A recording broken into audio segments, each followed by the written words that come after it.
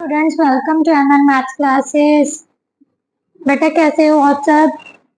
आज हम करेंगे क्लास 10 के chapter 11 areas related to circles की एक्सरसाइज 11.1 का next question number 5। But question start करने से पहले अगर आप मेरे चैनल पर नए हो और मेरे चैनल को अभी तक आपने सब्सक्राइब नहीं किया तो प्लीज मेरे चैनल को सब्सक्राइब कर लीजिए और बेल आइकन को प्रेस करना मत भूलिए। चलिए स्टार्ट करते हैं क्वेश्चन नंबर 5 से। बेटा क्वेश्चन नंबर 5 में क्या दिया हुआ है? In a circle of radius 21 centimetre, एक सर्कल है जिसका रेडियस कितना है 21 सेंटीमीटर। एन आर्क, कोई आर्क है, subtends an angle of 60 degree, जो 60 डिग्री का एंगल बना रही है किसके साथ? एट द सेंटर पर, राइट। तो उसने पूछा है find the length of arc, उस आर्क की लेंथ पता करनी है। Area of sector formed by the arc, arc के दोबारा जो सेक्टर फॉर्म किया गया है उसका एरिया पता करना है। Area of segment formed by the corresponding code, जो भी कोड बनी है उस आर्क के साथ, कॉरस्पॉन्डिंग कोड बनी है उसके साथ जो सेगमेंट बन रही है उसका हमने क्या पता करना है? Area, right. चलिए स्टार्ट करते हैं फिर। सबसे पहले क्या करना है? एक सर्कल ड्रॉ कर लिया, राइट। ये सर्कल है, सर्कल का सेंटर हम ले लेते हैं, it's a centre O, right. उसने कहा है in circle of radius 16 centimetre and arc a subtend, कोई आर्क है, मान लीजिए हमारे पास क्या आर्क है? आर्क ए बी दी हुई है, राइट। ये जो आर्क है वो सेंटर पर एंगल जो है वो कितने डिग्री का बना रही है? 60 डिग्री का। कितने का बना रही है? 60 डिग्री का। और सर्कल का रेडियस उसने कितना दे दिया हमें? 21 सेंटीमीटर, राइट। तो अब उसने कहा है क्या पता करना है? लेंथ ऑफ आर्क पता करनी है और एरिया ऑफ सेगमेंट पता करने हैं, जो उसके कॉरस्पॉन्डिंग कोड क्या बन गई हमारे पास? जो आर्क ए बी थी इसके पॉइंट्स को मिलाने से जो कोड बनी है इसके साथ जो कॉरस्पॉन्डिंग एरिया है, एरिया ऑफ सेगमेंट, वो पता करना है, राइट। अब चलिए स्टार्ट करते हैं। बेटा क्या दिया हुआ है? सबसे पहले हमने पता करनी है length of an arc, length of an arc. बेटा मैंने फॉर्मूला बताया हुआ है, लेंथ ऑफ एन आर्क का फॉर्मूला क्या होता है? थीटा अपॉन 360 इनटू, क्योंकि जो आर्क है वो किसका पार्ट है? बाउंड्री का पार्ट है, तो इसका मतलब ये किस में आता है? सर्कमफ्रेंसिस में। तो सर्कमफ्रेंसिस ऑफ सर्कल क्या होता है? 2 पाई आर, क्लियर। अब थीटा की वैल्यू कितनी है बेटा? 60 degree. 60 upon 360 into 2 into 22/7। Check करते हैं क्या पाई की वैल्यू हमें दी हुई है और नॉट नहीं दी हुई? नहीं दी हुई। बेटा ध्यान से देखो, यहाँ पर जो पाई की वैल्यू हो हमें नहीं दी हुई, इसलिए हम क्या पुट करेंगे? 22/7 इंटू आर। रेडियस कितना दिया हुआ है हमें बेटा? 21 सेंटीमीटर, सो पुट कर लिया, राइट। अब यहाँ से 60 और यहाँ से कैंसिल किया तो 1/6 आ गया, राइट। अब इससे के साथ कैंसिल किया तो कितना आ गया? 3।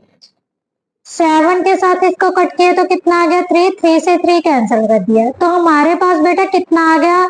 Simply 22 centimetre. इसका मतलब जो लेंथ ऑफ एन आर्क है वो बेटा कितनी हो गई हमारे पास? 22 सेंटीमीटर। अब उसने पूछा है area of sector formed by the arc, इस आर्क के साथ जो एरिया ऑफ सेक्टर बन रहा है कौन सा बन रहा है? ओ ए, जहां पर कोई पॉइंट ले लेते हैं P, O A P B. इसका मतलब एरिया ऑफ सेक्टर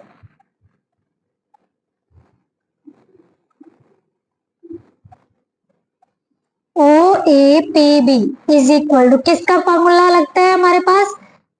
इसका फॉर्मूला क्या था? Theta upon 360 into pi r square, क्योंकि ये किसका पार्ट है? सर्कल का पार्ट है और सर्कल का एरिया क्या होता है? Pi r square, right. Theta theta की वैल्यू कितनी है बेटा 60 डिग्री बाय 360, पाई की वैल्यू 22/7, रेडियस कितना है 21, सो पुट कर लिए राइट। अब सेम इससे के साथ कट किया तो कितना आ गया बेटा 6, 11 और 3। अब 3 के साथ इसको कट किया 7, 7 के साथ 7 कट कर दिया, तो हमारे पास क्या बच गया बेटा 11 इंटू 21 स्क्वायर सेंटीमीटर राइट। अब इसको मल्टीप्लाई किया तो कितना आ जाएगा बेटा 21 को 11 से, 11 वंस का 11, 1 कैरी आ गया, 11 टू का 22 और 1 23, सो कितना आ गया हमारे पास 231 स्क्वायर सेंटीमीटर राइट। ये हो गया बेटा एरिया ऑफ सेक्टर। अब उसने पूछा है area of segment formed by the corresponding code. इस कोड के साथ जो भी सेगमेंट का एरिया बन रहा है, सेगमेंट का area means A P B, ये हमने पता करना है ठीक है। ये सेगमेंट है और ये क्या है, सॉरी ये है कोड, ये क्या बन रही है सेगमेंट। तो इसका एरिया पता करने के लिए अगर हम सेक्टर के एरिया में से ट्राइंगल का एरिया माइनस कर दे तो सेगमेंट का एरिया पता चल जाएगा राइट। तो लिखिए area of segment, segment APB is equal to area of circle, sorry area of sector, area of sector कितना है area of sector minus area of triangle AOAB right. अब एरिया ऑफ सेक्टर हमने पता कर लिया बेटा कितना है 231 right. But area of triangle OAB, ध्यान से देखो बेटा OAB ये कितने डिग्री का एंगल दिया हुआ है 60 डिग्री। ये जो दोनों साइड है वो इक्वल है राइट। अगर इक्वल है तो इनके ऑपोजिट एंगल्स भी क्या होंगे इक्वल होंगे, ये x और x है राइट। अगर x plus 60 is equal to कितना होता है 180, तो 2x किसके इक्वल हो गया 120, x किसके इक्वल हो जाएगा 60 डिग्री। इसका मतलब ये कौन सी ट्राइंगल बन रही है बेटा इक्विलेटरल ट्राइंगल। और इक्विलेटरल ट्राइंगल का एरिया किसके इक्वल होता है बेटा √3/4 इंटू साइड का स्क्वायर। साइड कितनी है हमारे पास 21 सेंटीमीटर, सो यहाँ पर 21 सेंटीमीटर का स्क्वायर लगा देंगे राइट।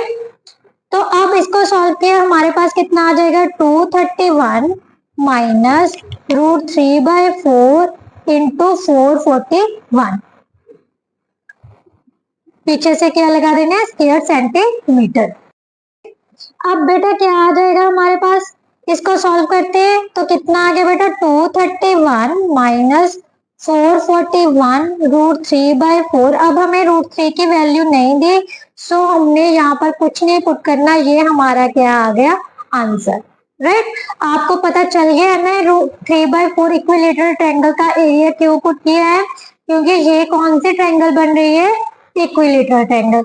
ये 60 का दिया हुआ है, हमें पता है एंगल सम प्रॉपर्टी क्या कहते हैं, सम ऑफ एंगल्स ऑफ ट्रायंगल क्या होता है 180। तो ये एंगल्स इक्वल होंगे, अगर ये एंगल्स इक्वल होंगे तो इन हमने क्या लिख लिया x plus 60 is equal to 180, 2x किसके इक्वल आ गया 120 के, और x कितने के इक्वल आ गया 60। सो ईच एंगल किसके इक्वल हो गया 60 डिग्री के। अगर 60 हर एंगल इक्वल है तो ये हमारी क्या होगी इक्विलेटरल ट्रायंगल होगी। तो इसका मतलब यहाँ पर हमने कौन सा फॉर्मूला लगा लिया इक्विलेटरल ट्रायंगल के एरिया का राइट। इसके साथ बेटा जो हमारा क्वेश्चन नंबर 5 है वो कंप्लीट होता है। नेक्स्ट वीडियो में हम नेक्स्ट क्वेश्चन के साथ आएंगे। तब तक के लिए आप मेरे वीडियो को लाइक कीजिए, शेयर कीजिए और कमेंट कीजिए। Thank you so much.